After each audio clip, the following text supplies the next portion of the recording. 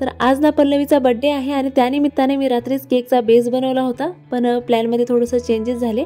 तर काय झालं ते पुढे तुम्हाला सांगतेच मी. तर इथे मी लाईट पिंक कलरचा केकचा बेस बनवून घेतला होता आणि केक मध्ये जो क्रश वापरतात ना ते मी फर्स्ट टाइमच वापरणार होते. आणि इथे ना थोडीशी मिस्टेक झाली बघा. जो क्रश आहे तुम्ही स्ट्रॉबेरी फ्लेवरचा घ्यायला पाहिजे होता, पण माझ्याकडे पायनॅपल फ्लेवरचा होता.